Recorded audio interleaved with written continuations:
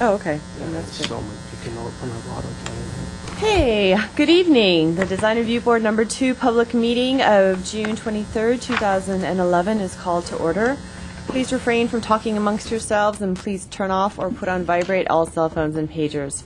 If you need to talk, please leave the meeting room. Anyone who wishes to speak, including applicants, is asked to completely fill out one of the speaker cards provided at the table by the front door and to submit it to staff. You will be called to present a case or speak on a specific item as desired. Anyone who wishes to be re-noticed about a project must completely fill out one of the postcards provided at the table by the front door and submit it to staff to receive notice of subsequent meetings. Current Design Review Board agendas are available by calling our Design Review Board hotline at 818-548-3171 or by visiting our website at www.ci.glendale.ca.us. A handout describing the procedures of the meeting, possible board decisions, and Design Review Board reconsideration and appeals is available at the table by the front door. Please note that appeals must be filed within 15 calendar days of the Design Review Board decision date. The chairperson may reorder agenda items at his or her discretion. Roll call, Board Member Baladian is absent. Board Member Garagos? Here. Board Member Sakai? Here. Board Member Zarifian is also absent, and Chairman Malikian? Here. Report regarding posting of the agenda. The agenda for this meeting was posted on the bulletin board outside City Hall at or before 5 p.m. on June 16th, 2011. Oral communications or discussion is limited to items not a part of this agenda. I do not have any oral communication cards. Chairman Malikian? We do not have any. Okay, which brings us to the review calendar. We have one. Yes. I was just going to announce that. We do have one staff announcement, which I'd like to turn the meeting over to Stephanie Wright. Good evening, Chair Malecki and board members. I wanted to make sure everyone knew about our joint DRB meeting at our next meeting, July 7th. And we will have a regular calendar starting at 5. Those are 2 fairly straightforward items. We anticipate those will be quick so that we can move quickly into the joint meeting. We will let the board members from DRB 1 know that we do have a calendar, but that we will likely finish it quickly so that they will be here to start the joint meeting. The content of the joint meeting, we will be presenting the North Glendale plan that we've been working on for some time. I know some of you have been at the advisory group meetings and are somewhat familiar with the process, but we'd like to get everyone up to speed on the public outreach process, the community plan, which will become part of the general plan, as well as the accompanying design guidelines. So there will be a lot for us to present. We won't be expecting detailed discussion and comments from you at that point, but we will have a subsequent meeting on July 28th where we will be discussing after you've had some time to review. So I wanted to let you and the public know in advance that we will be having this joint meeting, and that will be, we think, an interesting topic to discuss. Thanks. Thank you. Okay, there are no cases on today's agenda for consent, on the consent calendar. We have 2 cases on the regular calendar.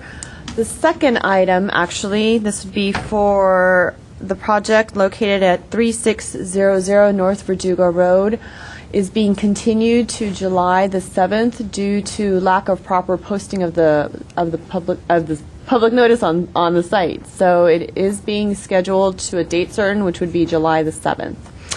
That leads us to the one and only item on tonight's agenda, and I'd like to turn the meeting over to Chairman Malikian. Okay. I think we're ready. We don't have any questions for staff, so we can go ahead and start. So.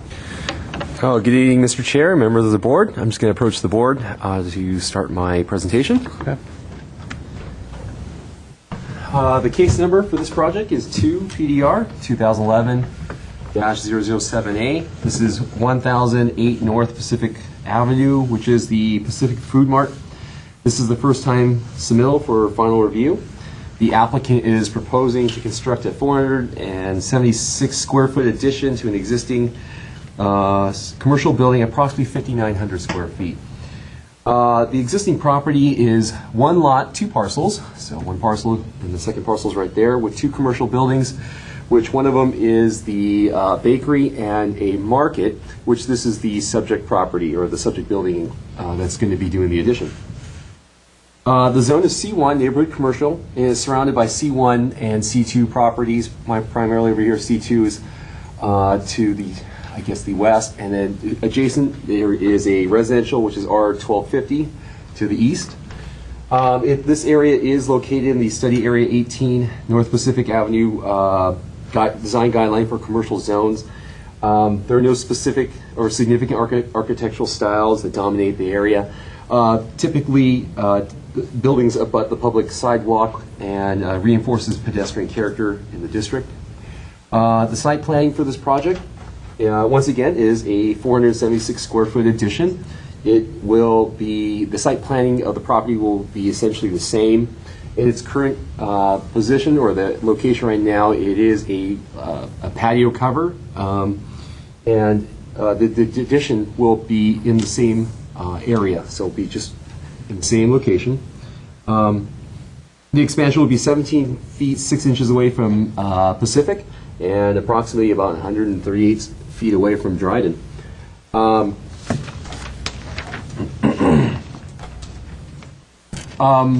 In this area here, to continue my site planning, this area used to be landscape and it provided a buffer to the adjacent residential use.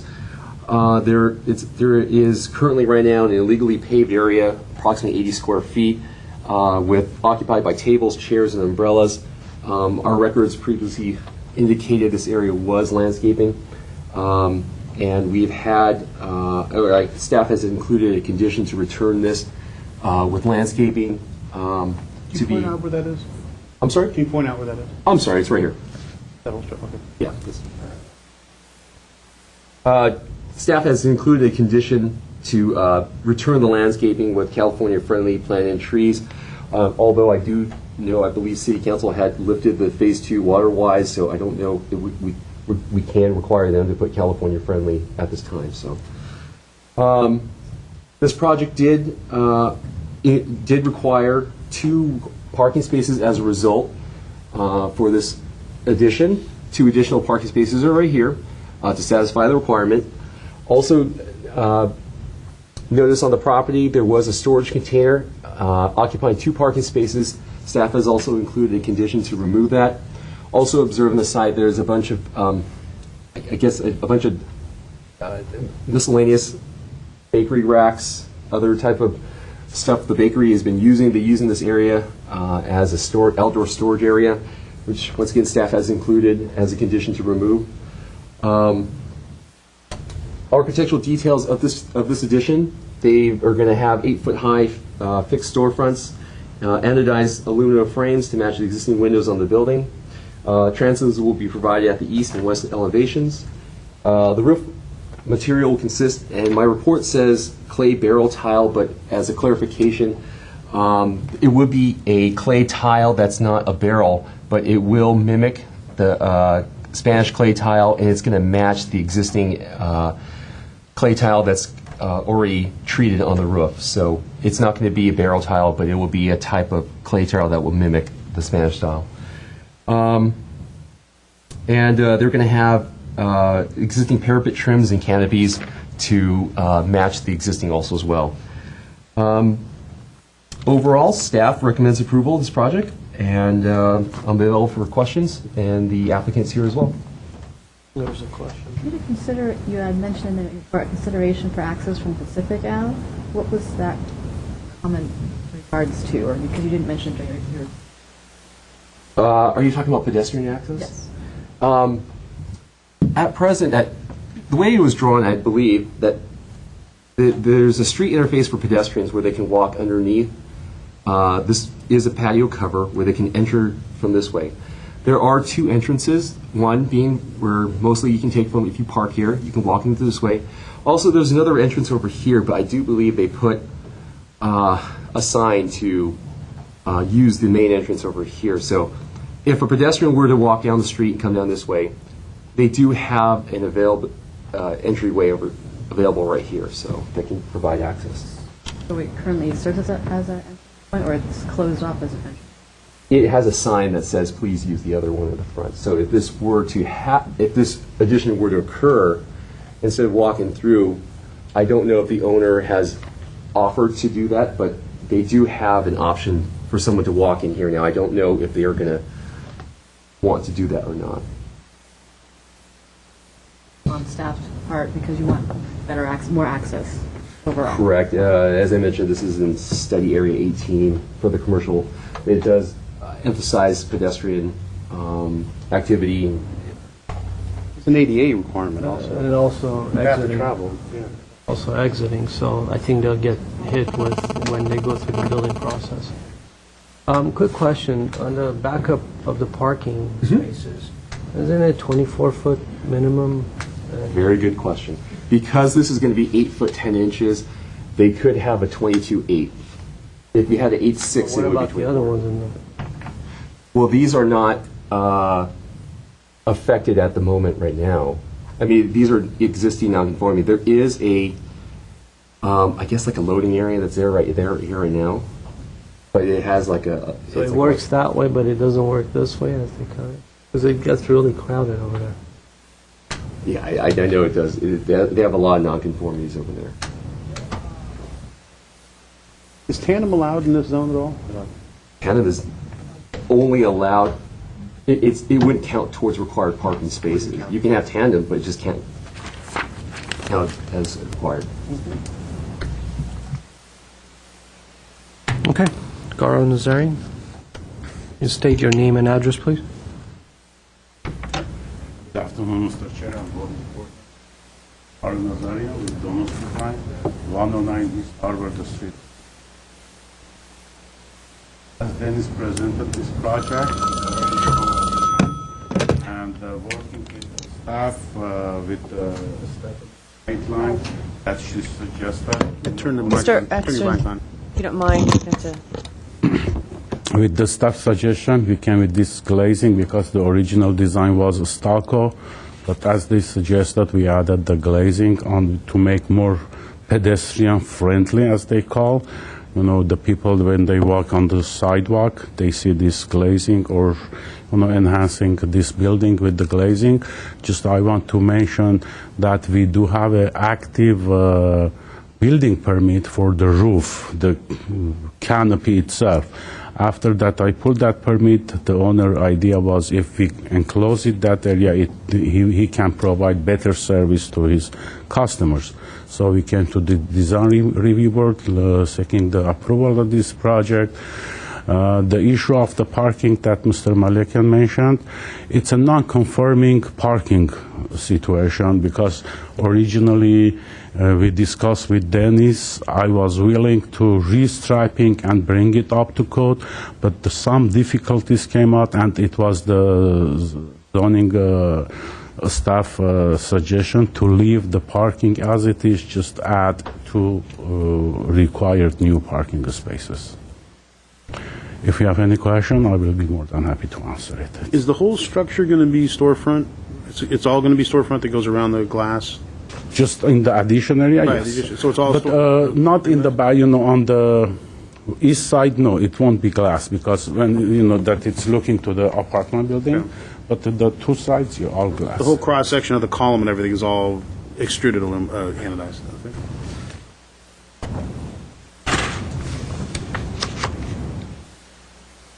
No questions. That's it, thank you. Thank you. Public session is closed. You have any comments, questions, suggestions? No, I think it's nice. They're matching the roof tile. I kind of like that it is the storefront that's wrapping, which makes the, I think the whole thing might seem a little more open that way, as opposed to trying to do little stucco pieces, so. And the conditions they had about cleaning out some of the other non-conforming stuff, I think is helpful. I do think there is an issue, though, with how you access that space, and if that one door that's there on Pacific is going to be sort of an emergency exit-only door, then I think there is an issue about how you enter from the street. And, I don't know whether that, address that or not, but I know it's going to sort of mess with how he wants to use that space, because essentially you're going to create a corridor through it. But I do think it's an issue, because otherwise everybody's just kind of walking through the parking lot to get to the front door. Well, they do have this still keeping that 5-foot section in front of the planter area. This area there. So there will be a door on that end? Well, no, but they are keeping that 5 foot, so potentially they can open up a... It could open up a door. Yeah. That was my question. So other than that, I'm in support of the project. I think Okay. Yeah, exiting and building and safety-wise, I think there will be an issue. I think they need to have a direct access from the public Yeah, right away. ADA would have to be Right. for that, yeah. Yeah, that was my question, because I thought that, when I read that in the report, I thought you were referring to coming in off of that 5-foot wide and going into the new space, the new enclosed space, and so suggesting a door be added to that. So I was confused as to what was the access point. And then looking at the picture, I'm saying there's a, I guess, water vending machine or some kind of vending machine, or ice storage machine, Right. that I think takes up a great deal of that 5-foot width. Right. So that would preclude putting a door in there, or any access. So I don't know if that's an issue. Well, I do want to open up and ask the applicant if you can state your name and address again. I have a question for you. Name of the address again? Again, yeah. Garvin Nazarian, 109 East Harvard Street, Suite 306. Thank you. As you can see, our concern is right now with the canopy, you have pedestrian access. And, the ADA is going to become a problem if, as what Dennis was mentioning, the double door, that was a main entry off of Pacific, that's closed off and becomes as an emergency exit for the interior. But as far as accessibility from the public right-of-way into the building, if you're closing that off, then there's essentially no way of getting into the building. The only way is to walk onto the driveway and in there, and that's not going to be acceptable. So have you thought about how you're going to address that in the... And actually, I never, noticed that front door facing to Pacific has a sign that says, please use the other door. But I think that we can, it could be part of this permit, that to keep that open, that door open and usable to the pedestrians. Because I don't know what they put that sign, maybe because of the way that they do business or the controlling the inside traffic. But of course, we know at least from the inside, it's Can you should be actually walk in accessible. right now? Can you walk in that Yeah, door? you can walk in that area, but I don't know what they put, I never saw that because I went to this market, but always I park in the parking lot. But it's make right the door there. I mean, accessible, see it on open to public from the pedestrian could be part of this permit. Well, you can see it on the photo itself. There's an arrow there, so I can't read it, but I'm sure it says use the other. Well, if it's actually still usable. Yeah, because we don't have... It's usable. We don't have racks. If it's maybe- usable, the sign, it doesn't mean anything, so... it's We like- can I think take we the can- sign off the and to sign, make a- right. I think that solves that problem. Okay, all right, thank you. Thank you. All right, I mean, in general, I think I agree with your comments about how it fits in with the rest of the existing architecture, and the other conditions are helpful, so I'm in support of it. well, I'm okay with, they matching the building, so the details and everything is consistent with the building. There's a lot of traffic issues and stuff, but as staff says, if it's grandfathered in, then we can't really do much about this. Like, I always like to use the opportunity to fix things if possible, but I guess we can't, so. And if the door is going to remain open and be accessible, I don't think they'll have any problem with the building safety. But if they are going to keep that closed, then, as Ms. Sakai mentioned about those water vending machines and everything, that it's within that 5-foot section, that may become a problem for them, and they probably have to relocate that because you don't have any accessibility to the water, being that it's there, and I don't know how it's laid out right now. So as far as the design is fine. As far as the conditions that the staff has placed, I agree. I'm assuming they don't need a landscape plan or anything, as long as they planted, should we call out the trees and species that we want there, or is it something that you guys can handle, or just, You guys you do could, it? if you have some preferences. Otherwise, we've identified California-friendly plants and trees, and we Give them can check broad that. palette and let them. If there's something that you think is preferable there, we can add that to the condition. Okay. There wasn't a screening issue that you needed to do something. Right? Dennis, is it a screening issue? No, really that landscape area is a buffing area between the residential. So if we wanted to return some type of brush that can, be a visual. So like a taller plant, like a podocarpus or something like that? Shrub or a hedge or the trees? I know it's very slim. I don't know if we want to put cypress over there, but something that could provide a visual buffer, maybe that can grow that high, or maybe buffer noise. The Carolina. Well, there's a cherry? wall there, so I don't know with landscape buffer being in front of a wall, how much of a buffer that's going to Unless it's be, gonna be tall. unless it's really tall, like a cypress or something. Then, Yeah. Yeah, it needed to Then be you- a hedge or a tree or something. So if it's a tree or a head, right. So, so as far as the conditions, I think we're okay, and I guess Maybe we can just make... stay on the conditions that are headed towards something that would grow above the wall. Right. Okay, so we could, Make because... that motion. I'll make that motion. Okay, so typically a podocarpus of some kind could be used, so we could also suggest that as a possibility. We're also hearing that you'd like to add as a condition the existing double door at the Pacific Avenue side must remain open and accessible. Is that something you'd like to add as a condition? I think it could be open enough that you could have an entrance that came off of the new structure, off that out. I'm giving them the choice. Okay, or an entrance On the west side. towards Pacific, on the west side of the new addition. Yeah, we just want to give them the choice. I mean, if they Okay. want to keep that closed, they are going to need one. So if they do end up putting one and closing the other, they don't need to come back. So. Okay, so we'll state that there must be pedestrian access from Pacific. Either the existing doors shall remain open and accessible, or a new door should be included facing west, on the west side, for the addition. Either or. Okay, very good. Okay, So I'll make I- that motion. Sounds good. I second. Okay, so I have a motion by Board Member Garagos and a second by Sakai. This is going to be roll call. Board Member Garagos, Yes. Board Member Sakai, Yes. Mr. Chair Malakian. Yes.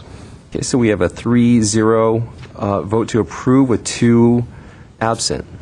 To approve this with staff's conditions and 2 other conditions that we are to include, which in general would be a tree to be included along the east property line to enhance the buffer.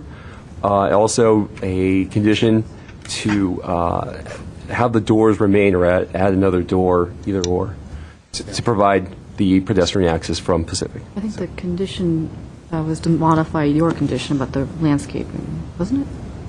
Yeah, he was just modifying your condition. Well, okay. Or to add to it. That there was planting that would go above the wall. That's it.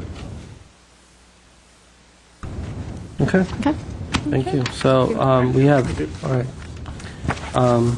the minutes.